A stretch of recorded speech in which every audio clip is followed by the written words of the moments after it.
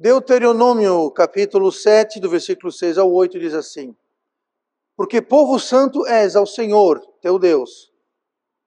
O Senhor teu Deus te escolheu, para que lhe fosses o seu povo especial, de todos os povos que há sobre a face da terra.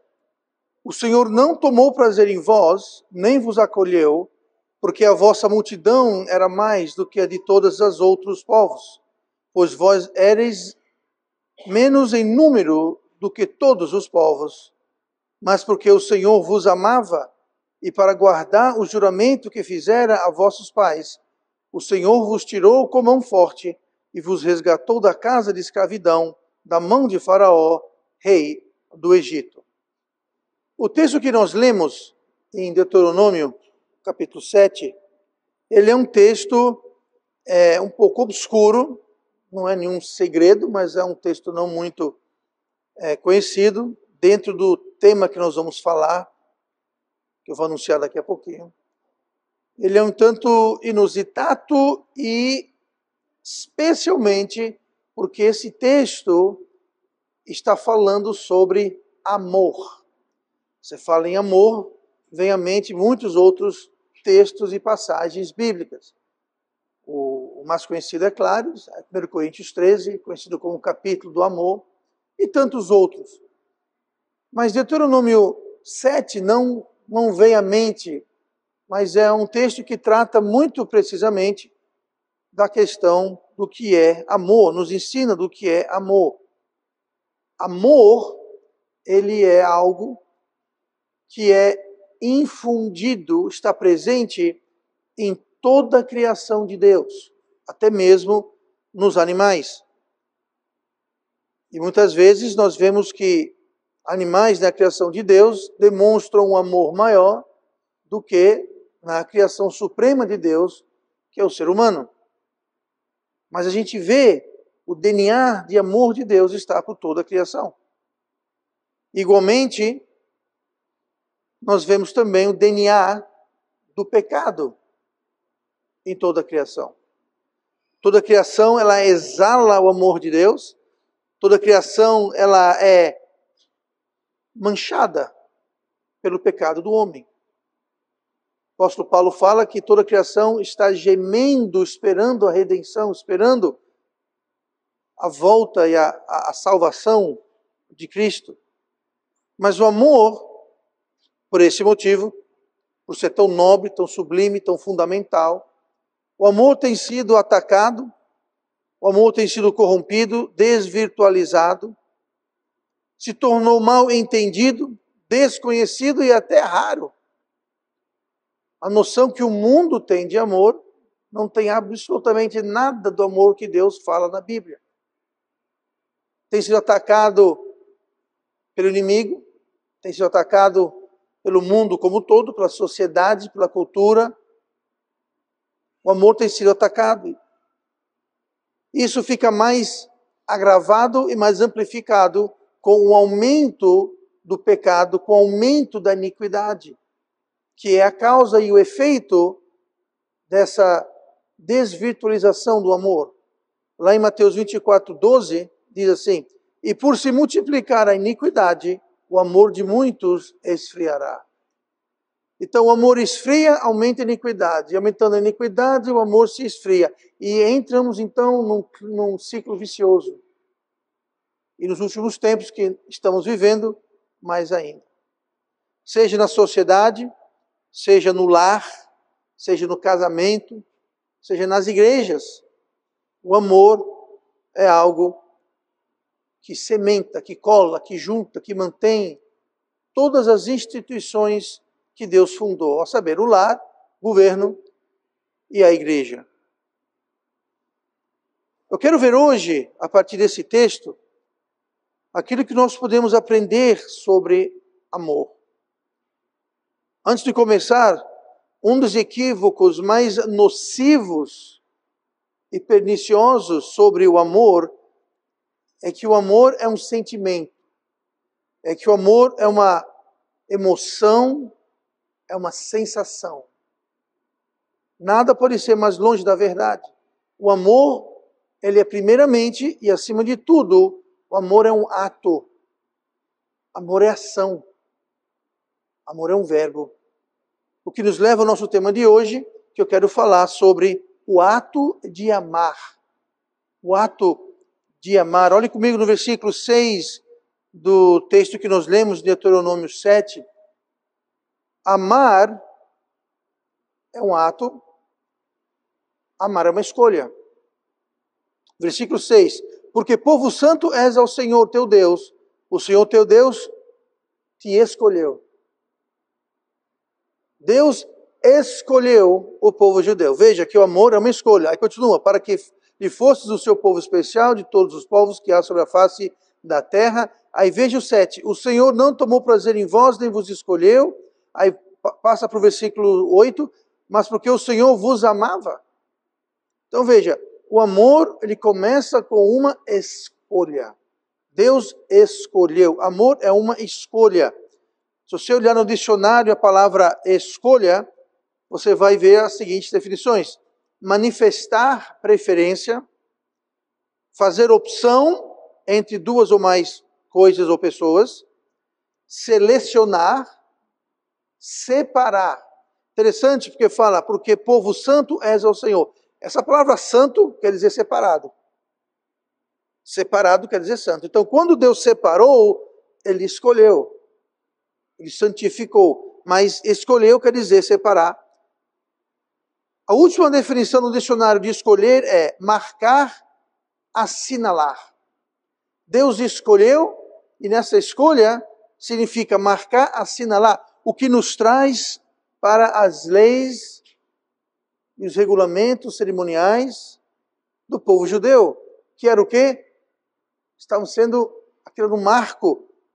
Aquilo estava sendo assinalado. Era um sinal. O sábado é um sinal. E Deus fala, o sábado é um sinal entre eu e meu povo.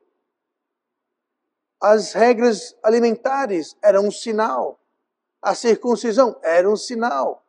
Os sacrifícios eram um sinal. Tudo que diz respeito às leis cerimoniais eram sinais que marcavam a escolha que Deus tinha feito em amar. Deus escolheu amar. Deus simplesmente escolheu amar os judeus.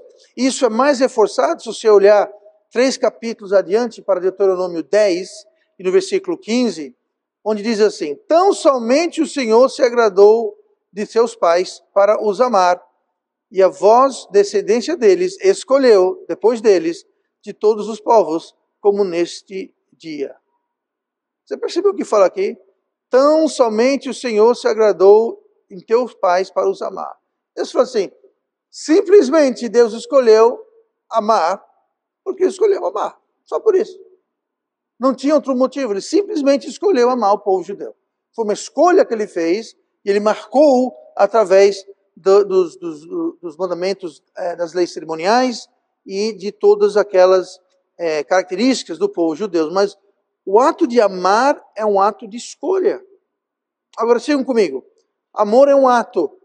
Um ato é fruto de uma decisão. E uma decisão é um fruto do coração. Amar é um ato. Esse ato é uma escolha. E essa escolha vai sair do nosso coração. Por isso que em Provérbios 4, 23, Deus diz, sobre tudo que se deve guardar, guarda o teu coração, porque dele procedem todas as fontes da vida. Do coração vem a decisão vai gerar o ato, e o ato é o que concretiza, é o que dá vida, o que manifesta o amor. Isso não adianta você ter uma sensação, eu gostaria muito, eu estou...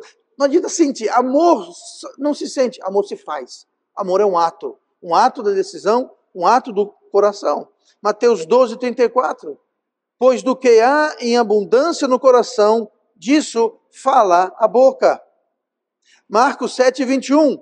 Porque do interior do coração dos homens saem os maus pensamentos, os adultérios, as fornicações, os homicídios, os furtos, a avareza, as maldades, o engano, a dissolução, a inveja, a blasfêmia, a soberba, a loucura, todos estes males procedem de dentro e contaminam o homem.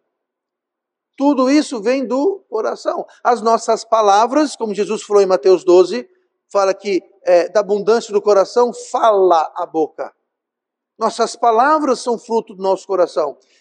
Mais adiante, depois de Marcos 7, ele menciona os pensamentos, adultérios, fornicações, homicídios, furtos, avareza, etc. Isso não são palavras, isso são atos. São ações. Não são ações de amor, não são atos de amor, mas são atos. E de onde vêm esses atos não de amor? Esses atos pecaminosos, esses atos ímpios, esses atos saem do coração. Então todo ato vai partir de uma decisão, de uma escolha, que vai partir do coração. Então nós devemos guardar o nosso coração, porque é do nosso coração que vão ou não sair atos de amor. Onde o amor vai ser manifesto. Amor que não é manifesto não é amor. Porque Deus amou o mundo de tal maneira que deu. Se Deus ficasse só na emoção e não desse, Deus amou o mundo, mas não chegou a dar o seu filho primogênito. Mas Ele amou. Grande amor esse seria que todos nós estaremos condenados, destinados ao inferno. Grande amor esse que não se manifestou na cruz. Amor é um ato. O ato é uma escolha. Hoje nós vivemos na sociedade criminalidade, aborto, imoralidade, egoísmo, indiferença, frieza. Não são atos de amor. Porque são frutos de decisões de um coração pecaminoso, coração ímpio, coração sem Deus. Nós vemos pura maldade, perversidade, malignidade por toda parte.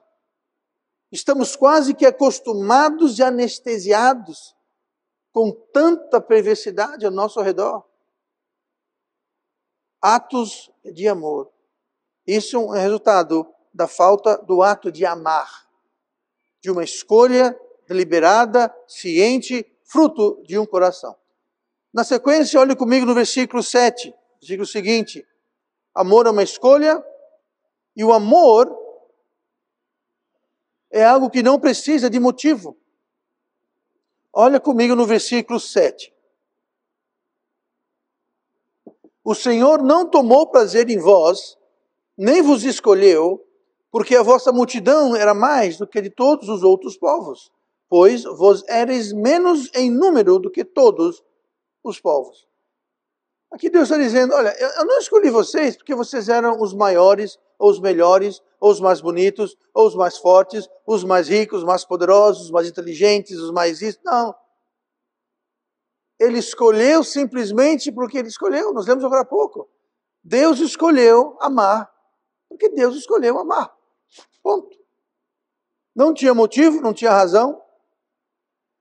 A escolha para o ato do amor não depende de reciprocidade, não depende de um motivo, não depende de ser correspondido, ou a expectativa de ser correspondido, ou a expectativa de um motivo, ou de haver uma reciprocidade. Deus não esperava nada. Deus não estava olhando e disse, esse povo sim, esse povo são bonzinhos, são numerosos, são poderosos, são top, é massa. Esse povo, eu vou escolher esse povo, porque esse povo é o melhor de todos os povos da terra. Ele falou, não, vocês nem eram os maiores. Vocês eram os menores. Não foi por isso que eu vos escolhi. Eu vos escolhi amar porque eu vos amei. Pronto. Sem motivo. Romanos 5, versículo 8.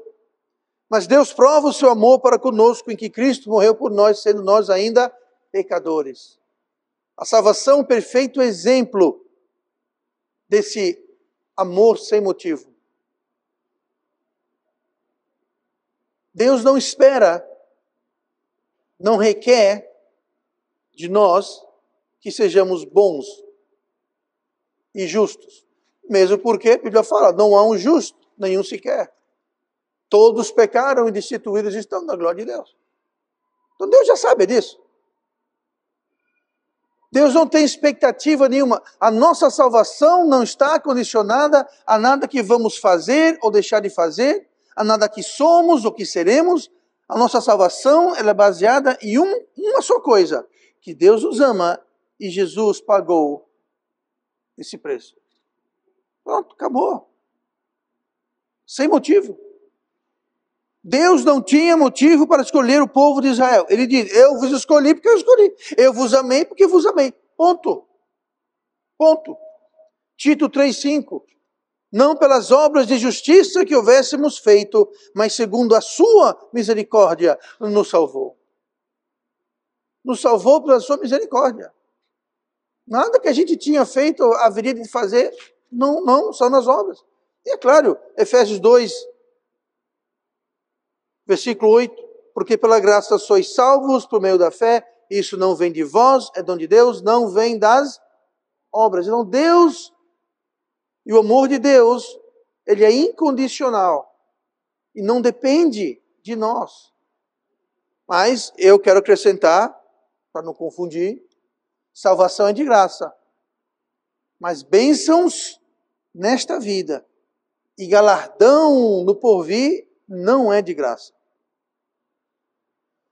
Por isso que haverá o tribunal de Cristo, onde as obras de todos serão julgadas, seja bem, seja mal. Existe muita confusão hoje em dia, tem muita igreja pregando que a salvação é por obras e o galardão e as bênçãos são de graça. É só esperar que Deus vai mandar. Não. Bênçãos não são de graças, bênçãos são recompensas, têm que ser merecidas. Claro, não todas, tem muita bênção que não. A chuva cai, o sol levanta para o ímpio e para o perdido pecador. Eu entendo. Mas aquelas bênçãos pessoais específicas, aquele galardão pessoal no porvir, aquela posição que teremos na eternidade, isso não é de graça. Tem que ser merecido. Salvação não. Salvação é amor que não espera ou exige retorno. Não exige. Devemos amar a Deus? Claro. Devemos ser gratos a Deus? Claro. Mas não é um pré-requisito para a salvação. Pré-requisito para a salvação é saber e entender que nós somos pecadores, nós estamos condenados pelo nosso pecado, e não há nada que eu, ou você, ou ninguém possa fazer por nós, salve o que Cristo fez na cruz e ressuscitar ao terceiro dia. Pronto. Esse é o pré-requisito para a salvação. É você acreditar nisso e confiar em Cristo, baseado nisso. Não baseado se foi batizado, se vai para a igreja, é de tal religião, fez, não fez, vai fazer. Isso daí não tem nada a ver com a história. Nada. É impossível perder a salvação, porque é impossível merecer a salvação. Nós nunca vamos perder, porque nunca fizemos nada para receber. Como é que eu vou perder algo que eu não fiz nada para receber? Minha salvação não é condizente às minhas obras, ao que eu faço. Então, o que eu faço, as minhas obras, não vão refletir na perda da minha salvação. Nascer de novo, vida eterna. Fica claro.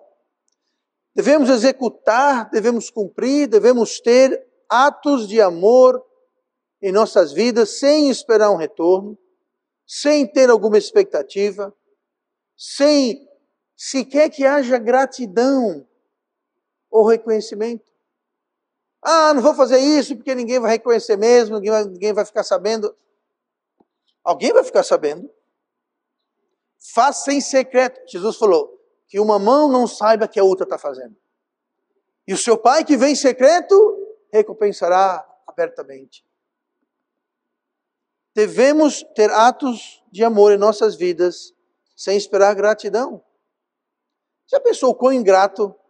Eu nem falo da humanidade em geral. Eu estou falando sobre os salvos, os crentes. Quão ingrato nós crentes somos? Muitas vezes. Pois é. Deus nos salvou sabendo disso. E Deus salva sabendo que aqueles que Ele salva muitas vezes não vão reconhecê-lo, não vão ser gratos a Ele. Então nós devemos fazer o mesmo, devemos amar porque Deus nos amou e nós devemos fluir o amor de Deus. Deus nos demonstrou atos de amor e nós devemos passar adiante atos de amor como obra de Deus. O ato de amar é uma escolha, o ato de amar não precisa de motivo. Olhem comigo na sequência, no versículo 8. O ato de amar é um compromisso. Versículo 8. Mas porque o Senhor vos amava, e para guardar o juramento que fizera vossos pais, o Senhor vos tirou com mão forte e vos resgatou da casa de servidão, da mão de Faraó, rei do Egito. Por que foi que Deus amou e libertou? Foi que Deus fez esse ato de amor ao povo judeu que estava no Egito em escravidão. Ele fez isso pelo compromisso, pela aliança, pelo juramento que ele fez com Abraão, Isaque e Jacó. Abraão, Isaque e Jacó, quando Deus tirou o povo do Egito, já tinham ido para o céu. Ó. Fazia um bom tempo. E Deus falou, eu vou tirar vocês daí pelo juramento que eu fiz aos seus pais. Eu tenho um compromisso. Mas lembre-se disso, como é que o povo judeu foi parar no Egito? Vocês lembram da história? 10 irmãos venderam José à escravidão. Nossa, mas que ida mais nobre. Que forma mais gloriosa. Não, não foi glorioso nem nobre. Foi algo baixo, repugnante, odioso. Eles venderam o próprio irmão, mentiram para o pai, disseram que foi morto, quando eles mesmos o venderam. Foi através desse ato de ódio pecaminoso que Deus trabalhou esse mal para o bem, levando o povo para o Egito. Vocês conhecem a história? José subiu, foi de escravo de Potifar, e Potifar foi preso foi para primeiro-ministro, foi governador de todo o Egito e aquela história toda. Deus teria todo motivo para dizer, sabe uma coisa? Desisto, Abraão, Isaque e Jacó, me perdoe, mas os seus filhos, a sua descendência, mas Deus tinha feito o quê? Um juramento.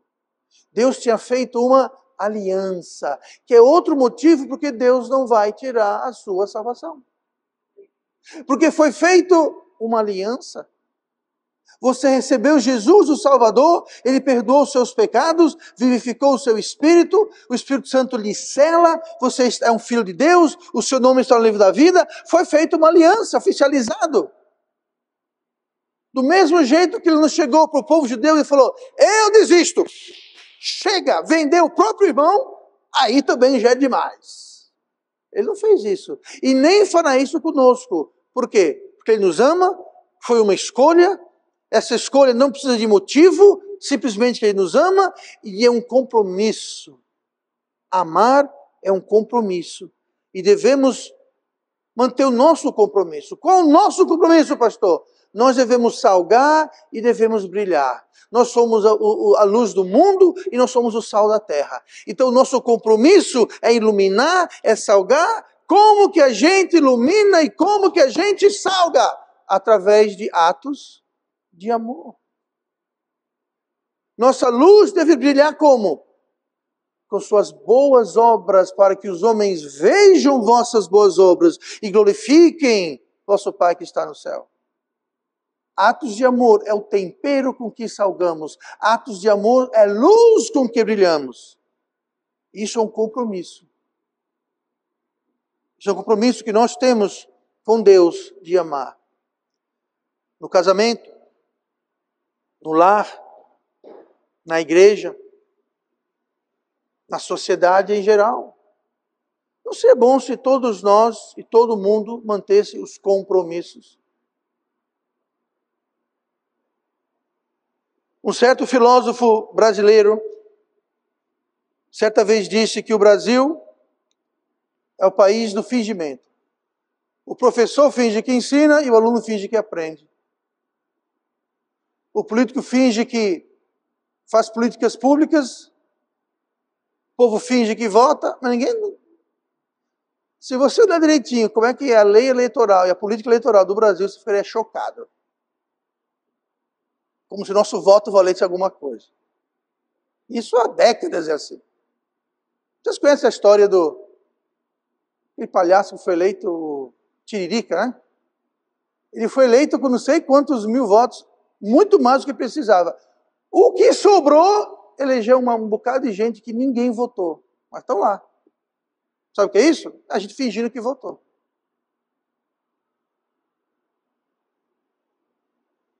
É juiz fingindo que faz justiça.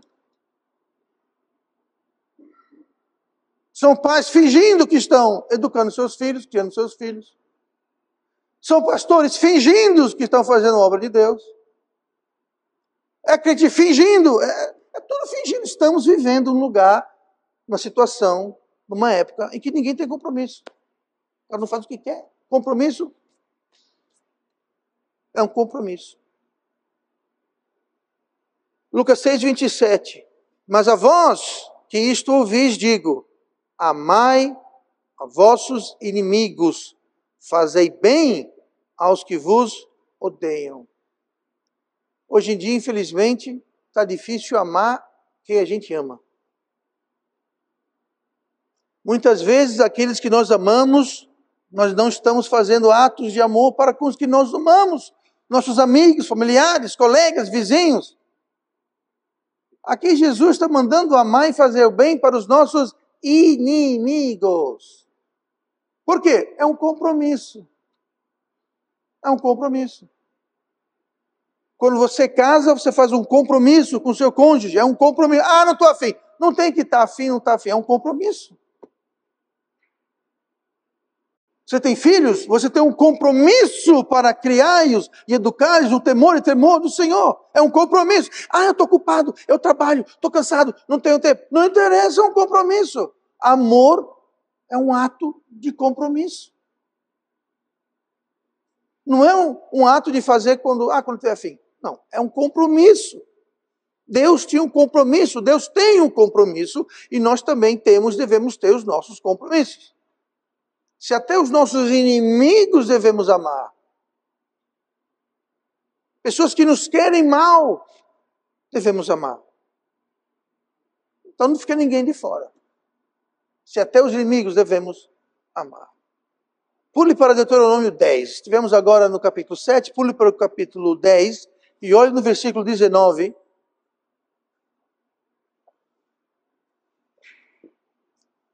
O ato de amar. O ato de amar é uma escolha. O ato de amar não precisa de motivo. O ato de amar é um compromisso. E o ato de amar é agir mesmo sem vontade ou desejo. Deuteronômio 10, 19. Por isso amareis o estrangeiro, pois fostes estrangeiros na terra do Egito. Forasteiro, o que é o forasteiro? Forasteiro é alguém estrangeiro, de fora. Hoje nós temos um estrangeiro aqui, o irmão Yudin, é um estrangeiro.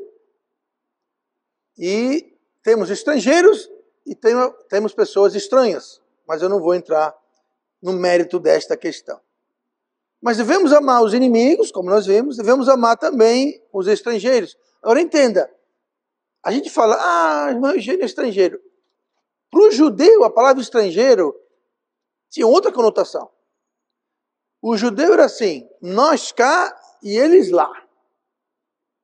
Estrangeiros não eram bem-vindos, estrangeiros eram distância. Então, Deus falou, vocês vão amar os estrangeiros, sim. Deus mandando, vocês vão amar. Diz aqui, por isso amareis. Vocês vão amar. Vocês vão amar os estrangeiros. Por quê? Porque vocês também foram estrangeiros na terra do Egito. Começou bem na terra do Egito, mas não acabou bem. Enquanto José estava vivo, eles eram bem tratados, respeitados. Depois que morreu Moisés e morreu os outros faraós que conheciam, morreu Moisés, eu falei Moisés, depois que morreu José.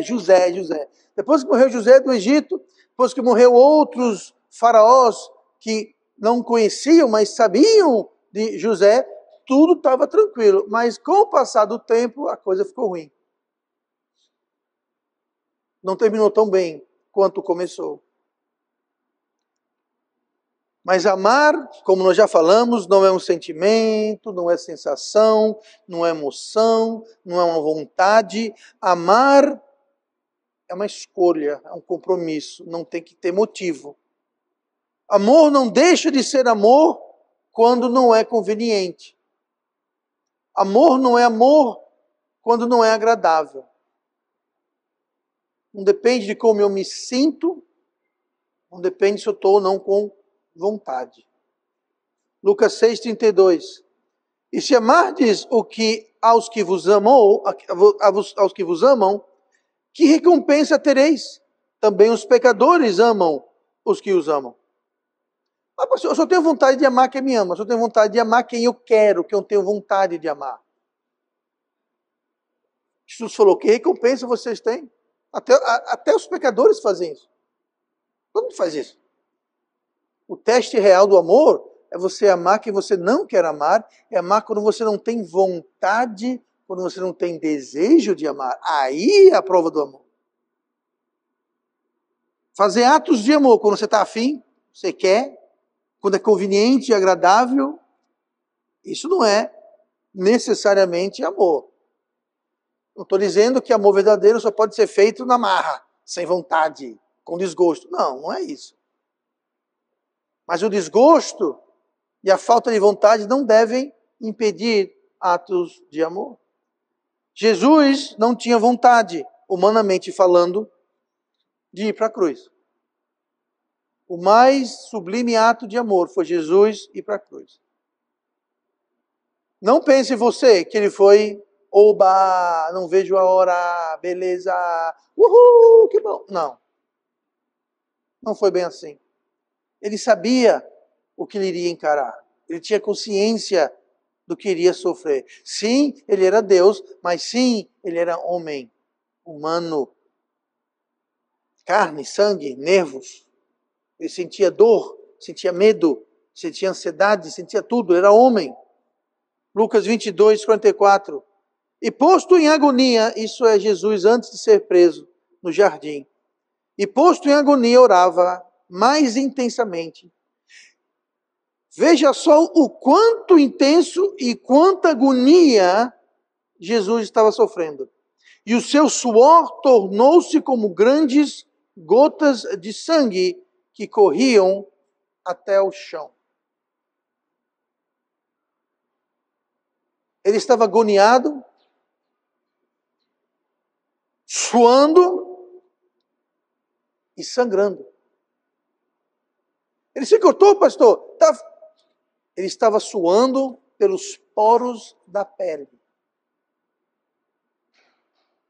Interessante que foi só Lucas, o médico, que menciona este fato. Os outros evangelhos não mencionam. Talvez Lucas menciona, por ser médico, ele achou, ou ele foi inspirado a achar relevante. Mas essa condição existe. Ela é chamada de hematoidrose. Só quando as capilares sanguíneas se rompem junto às glândulas sudoríficas e o suor sai misturado com sangue. Você literalmente tem sangue saindo da pele.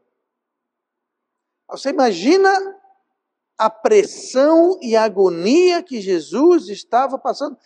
E ele nem foi preso. Isso aqui é no jardim. Ele ainda seria preso, ainda seria açoitado. E para o açoitado quer dizer, teria a carne das suas costas arrancadas e os seus ossos expostos. Com um chicote que tinha pedaços de pedra e vidro e metal amarrado em cada fio. E eram 9 fios. A maioria das pessoas que eram assim chicoteadas não sobreviviam.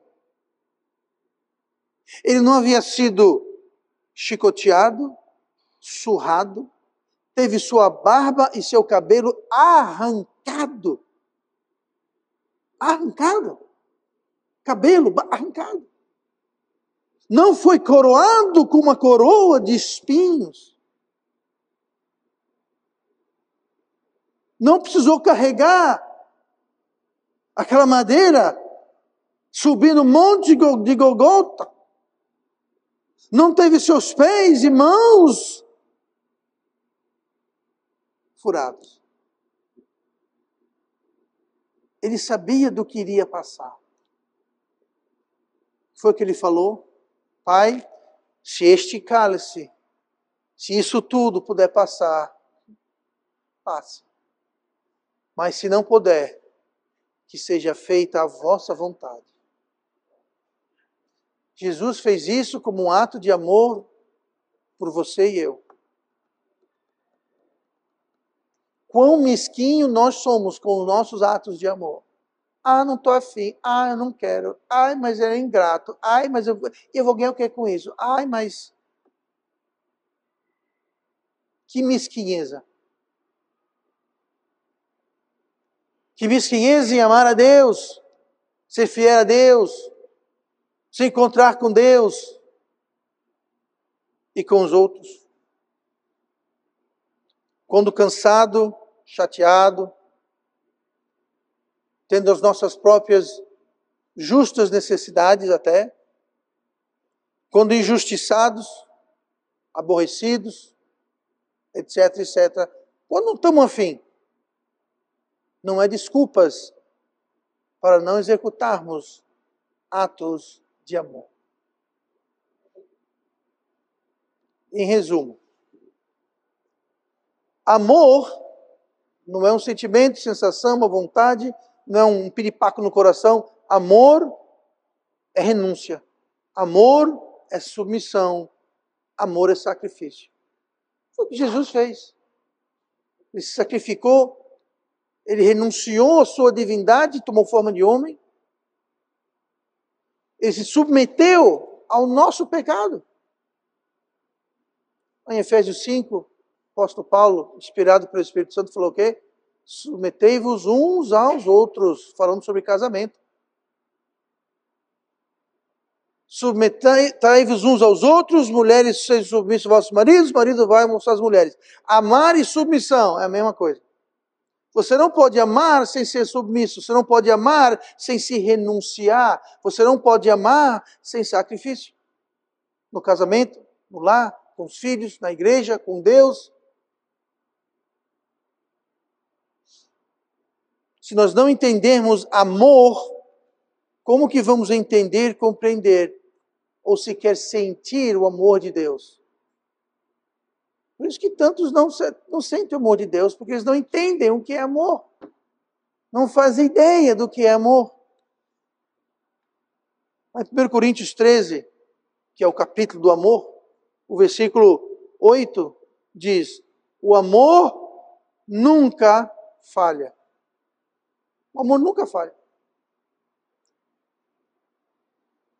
Mas existem vezes que o amor falha. Não porque ele em si falhou, mas porque simplesmente não foi executado. Não foi feito o ato de amor. Ele não falha por sua essência, ele falha porque nós não estamos amando. Mas se nós amarmos, ele nunca falha. E se ele falha, então precisamos praticar, cumprir, exercer o ato de amar. Atos de amor. E isso vai transformar a nossa vida, os nossos relacionamentos. Amor nos transformou de inimigos de Deus para amantes de Deus. Todos nós éramos inimigos de Deus. Eu era o inimigo de Deus. Até os 25 anos de idade, eu era o inimigo de Deus. Mas no dia 21 de julho de 1991, o amor de Deus transformou esse inimigo de Deus em um amante de Deus, um amigo de Deus. Amor nunca falha. Mas só se nós o aplicarmos, o cumprirmos. 1 João 4, 18, 19, vou terminar com isso. Nós o amamos, porque ele nos amou primeiro. Nós o amamos, porque ele nos amou primeiro. O amor nunca falha, conquanto que praticamos atos de amor.